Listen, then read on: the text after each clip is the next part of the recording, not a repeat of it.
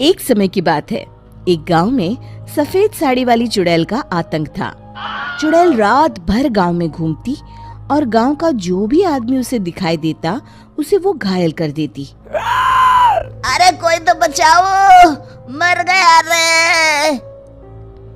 एक रात हरिया अपने खेत से अपने घर लौट रहा था कि तभी अचानक उसके सामने चुड़ैल आ जाती है।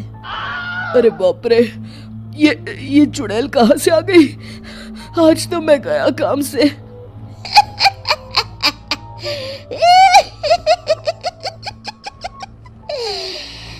आज मुझे मेरा शिकार मिल गया।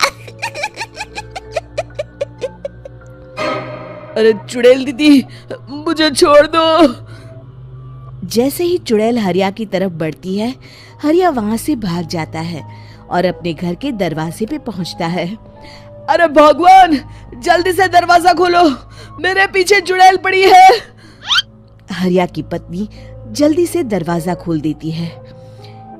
अरे आप इतना हाफ क्यों रहे हैं?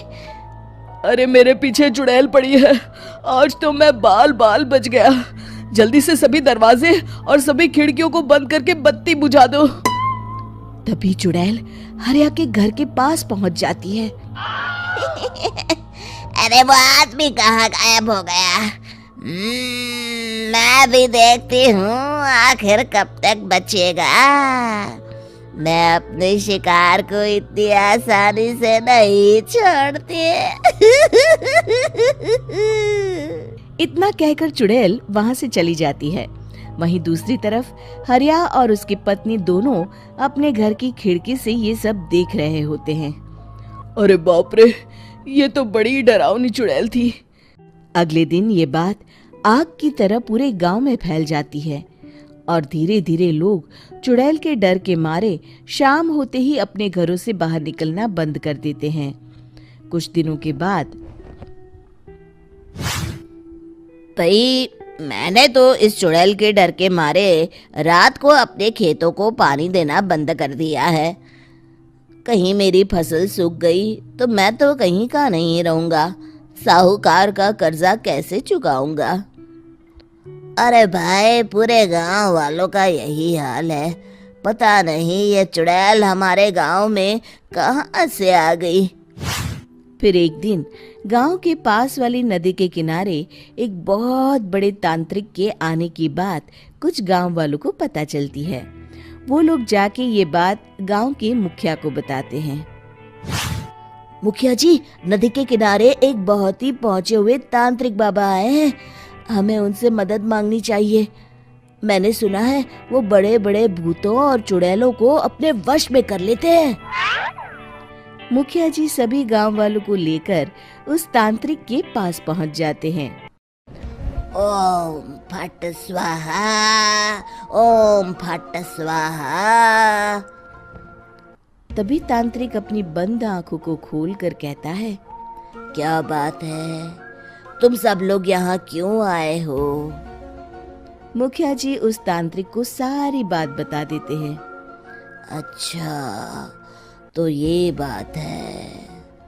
और तांत्रिक अपनी आंखों को बंद कर लेता है। मैं देख रहा हूँ तुम्हारे पूर्वजों ने बहुत पाप किए थे, जिससे ये गांव अब श्रापित हो चुका है। उसी के फल स्वरूप तुम्हारे गांव में चुड़ैल आई है। ये चुड़ैल बहुत खतरनाक है, ये किसी को नहीं छोड़ेगी। हे भगवान, मर गए रे, अब क्या होगा? तभी गांव के मुखिया जी कहते हैं, बाबा, इस चुड़ैल से हम सबको बचा लीजिए। कोई तो उपाय होगा। इसका सिर्फ एक ही उपाय है। सभी गांव वालों को बारी बारी हर दिन अपनी आधी फसल उस पहाड़ी के ऊपर बनी काली गुफा में छोड़ के आनी होगी। तभी उस चुड़ैल की भूख मिटेगी और श्राप का प्रभाव खत्म हो जाएगा और तुम सब जिंदा बच जाओगे। सभी गांव वाले उस तांत्रिक की बात को मान लेते हैं और वहां से चले जाते हैं। फिर अगले दिन से रोज उस गांव के लोग बारी बारी से अपनी आधी फसल उस काली गुफा के पास जाकर रखाते। कुछ दिनों बाद हरिया की बारी आती है। बाप रे, आज तो मेरी बारी है उस काली गुफा में जाने की। क्या करूं, वो तो बड़ी खतरनाक चुड़ैल है। मेरे तो हाथ पैर कांप रहे हैं। फिर हरिया डरते डरते अनाज की बोरियां अपनी बैलगाड़ी में लाद देता है। तभी हरिया की पत्नी उससे कहती है, देखो जी, संभल के जाना और किसी भी हालत में शाम होने से पहले वापस आ जाना। उस चुड़ैल का कोई भरोसा नहीं है जी।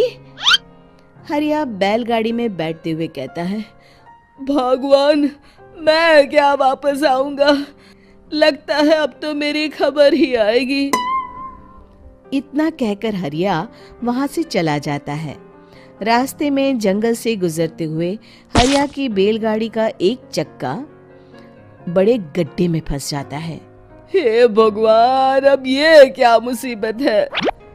हरिया नीचे उतर के पूरी ताकत से अपनी बैलगाड़ी को गड्ढे से निकालने की कोशिश करता है। बहुत देर मेहनत करने के बाद हरिया की बैलगाड़ी उस गड्ढे से बाहर निकल जाती है। हे भगवान, अब तो शाम होने वाली है। आज तो मैं गया काम से।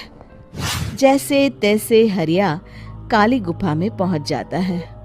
अरे मर गया रे, यहाँ तो चारों तरफ डरावना माहौल है। मैंने यहाँ आने में बहुत देर कर दी, कहीं चुड़ैल नाराज ना हो जाए। हरिया अनाज की बोरियां वहां रख के जैसे ही जाने लगता है, तभी उसे किसी के आने की आवाज सुनाई देती है।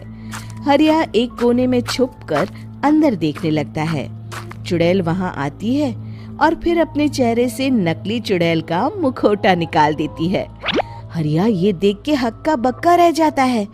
तभी चुड़ैल कहती है, भैया यहाँ आना। आज तो बहुत अनाज आया है, इसे मिलाकर अब हमारे पास ढेर सारा अनाज जमा हो गया है।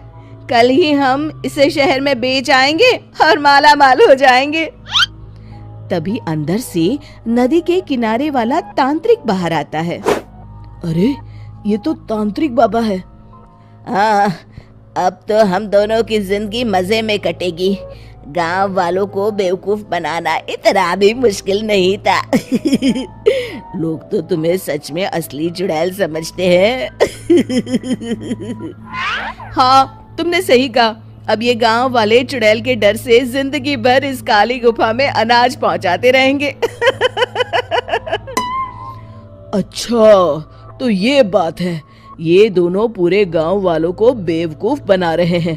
अभी जाकर सबको बताता हूँ। हरिया उन दोनों की पूरी बातें सुन लेता है और जल्दी से वापस गांव में आता है। गांव वालों को पूरी बात बता देता है। इससे पहले वो दोनों हमारा अनाज लेकर शहर जाए, हमें उन दोनों को पकड़ना होगा। उधर दूसरी तरफ नकली तांत्रिक और नकली चुड़ैल बनी औरत एक बड़ी गाड़ी में सारा अनाज लाद के वहां से निकलने की तैयारी कर रहे होते हैं। जल्दी करो, इससे पहले हमें कोई देख ले। हमें यहाँ से निकलना होगा। और तभी वो दोनों देखते हैं कि सामने से सभी गांव वाले अपने अपने हाथों में मशाल लेके आ रहे हैं। दोनों बुरी तरह डर जाते हैं। रुक जाओ, तुम दोनों का भांडा फूट चुका है। अरे मर गए रे, ये गांव वाले कहाँ से आ गए? तुमने क्या सोचा इतनी आसानी से यहाँ से निकल जाओगे? ये अनाज हमने अपने खून पसीने से दिन रात खेतों में मेहनत करके उगाया है। दोनों मुखिया जी के पैरों में गिर जाते हैं। हमें माफ कर दीजिए, हम दोनों एक नंबर के कामचोर हैं। बिना मेहनत किए पैसे कमाना चाहते थे। हाँ, अब हम आगे से मेहनत मजदूरी करके पैसे कमाएंगे। हमें कुछ मत करना, हमें छोड़ दीजिए। इतना कह के दोनों गांव छोड़ के भाग जाते हैं और सभी गांव वाले फिर से खुशी खुशी रहने लगते हैं। शिक्षा, तभी तो कहते हैं कि किसी भी समस्या का समाधान केवल सूझबूझ से ही करना चाहिए और कभी हिम्मत नहीं हारनी चाहिए। दोस्तों, हमें उम्मीद है कि आपको हमारी ये कहानी पसंद आई होगी। कृपया हमारे चैनल को सब्सक्राइब करें और सभी अपडेट्स के लिए बेल आइकन जरूर दबाएं। और हाँ, वीडियो लाइक और शेयर करना मत भूलिएगा। Bye bye.